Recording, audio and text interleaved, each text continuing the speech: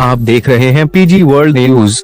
राहुल गांधी की सदस्यता खत्म होने से कोई दिक्कत नहीं है। प्रयागराज पहुंचे कांग्रेस के वरिष्ठ नेता आचार्य प्रमोद कृष्णन। प्रयागराज इलाहाबाद हाईकोर्ट आए थे। संभल में उनकी जमीन के किसी मामले को लेकर आपको बताते चले कि कांग्रेस पार्टी में सोनिया गांधी के राजनीतिक सलाहकार भी हैं आचार्य प्रमोद कृष्णन। आचार्य ने प्रयागराज दौरे के दौरान कहा कि राहुल गांधी की सदस्यता खत्म होने से कोई दिक्कत नहीं है, वह भारत की जनता के दिलों में है और 2024 में अगर कानूनी पेच नहीं हुआ तो वह जरूर चुनाव लड़ेंगे। साथ ही साथ उन्होंने कहा कि अगर बीजेपी को हटाना है तो सभी क्षेत्रीय पार्टियों को साथ आकर कांग्रेस पार्टी का समर्थन करना होगा और 2024 में बीजेपी को सत्ता से हटाने का काम करा जाएगा। मीडिया के सवालों पर उन्होंने कहा कि हम तो चाहते हैं कि 2024 में प्रधानमंत्री प्रियंका गांधी बने। उन्होंने यह भी कहा कि कन्याकुमारी से लेकर कश्मीर तक और अटक से लेकर कटक तक पूरे देश की जनता बीजेपी को देख चुकी है। 2024 में लोकसभा चुनाव में बीजेपी को सत्ता से बाहर करने का काम करेगी। प्रमोद कृष्णन ने कहा कि मैं अमित शाह को चुनौती देता हूं कि उत्तर प्रदेश में किसी जगह से चुनाव लड़ेंगे, मैं उस जगह से चुनाव लड़ लूंगा। राहुल गांधी के अमेठी से चुनाव लड़ने के बारे में प्रमोद कृष्णन ने कहा कि यह गांधी परिवार के ऊपर निर्भर करता है कि वह कहां से चुनाव लड़ेंगे। मैं तो यह कहता हूं कि मोदी जी को गुजरात से छोड़कर यूपी चुनाव लड़ने से किसी ने नहीं रोका, तो राहुल गांधी साहेब वायनाड से चुनाव लड़े या फिर यूपी में किसी भी सीट से चुनाव लड़ सकते हैं। हम तो अतिथियों का भी स्वागत करते हैं क्योंकि यह गंगा जमुनी तहजीब वाला देश है, यहाँ कृष्ण भी है, राम भी है। लोकसभा की सदस्यता खत्म होने का मतलब ये नहीं है कि राहुल गांधी खत्म हो गए हैं और कांग्रेस खत्म हो गई है। लोकसभा की सदस्यता खत्म होने का मतलब ये भी नहीं है कि सियासत खत्म हो गई है। राहुल गांधी जी लोकसभा की सीट को गंवाए हैं लेकिन देश की जनता के दिलों में जगह बनाए हैं।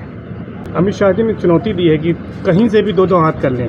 मैं अमित शाह जी को चुनौती देता हूं, वो उत्तर प्रदेश से जहां से लड़ना चाहें लड़ें, मैं उनके खिलाफ लड़ूंगा। राहुल गांधी और प्रियंका गांधी तो बात की चीज़ है। तो राहुल गांधी क्या अमेठी आएंगे, लड़ेंगे इस बार? ये फैसला राहुल गांधी और गांधी परिवार करेगा। आप लोग चाहते हैं उनको कि यूपी आए, दोबारा वायनाड चले गए थे? वायनाड भी हिंदुस्तान में है। अगर सीट अदलना बदलने से इसको आप गंभीरता से देखें और इसको बुरा माने तो फिर मोदी जी को तो गुजरात से बाहर चुनाव नहीं लड़ना चाहिए था। ये उत्तर प्रदेश की धरती है, भगवान राम और कृष्ण की धरती है, गंगा जमुनी तहजीब की धरती है। हम तो अतिथियों का भी स्वागत करते हैं, तो घर वालों को क्यों नहीं चाहेंगे कि वो यहाँ से लड़ें। अच्छा सर, ये जानना चाह रहे 2024 में विपक्ष की एकता की बात कही जा रही है, लेकिन कोई भी विपक्षी दल अगर बात करें जो बड़े विपक्षी दल यूपी में है वो कांग्रेस को अपने साथ लेने को तैयार नहीं, इसके पीछे क्या वजह है? राष्ट्रीय राजनीतिक परिदृश्य पर अगर दृष्टि डालें तो एक अकेली कांग्रेस पार्टी है जो कश्मीर से कन्याकुमारी तक, अटक से कटक तक भाजपा से लड़ रही है। ये फैसला रीजनल पार्टियों को करना है, ये फैसला कांग्रेस को नहीं करना है। हमने तो फैसला कर लिया कि हम 2024 में बीजेपी को सत्ता से बाहर करेंगे।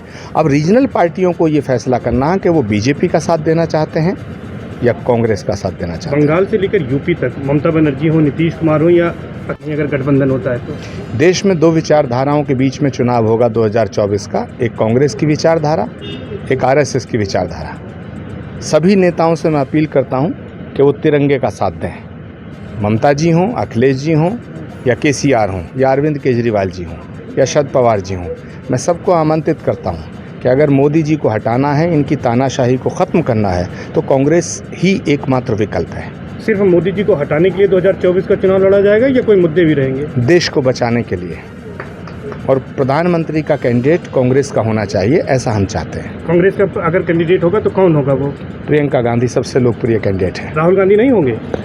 राहुल गांधी होंगे या नहीं होंगे, क्योंकि उनकी सदस्यता के ऊपर एक बहुत बड़ा कानूनी संकट आ गया है, इसलिए मैं कह रहा हूँ। तो प्रियंका गांधी फिर प्रधानमंत्री बनेंगी?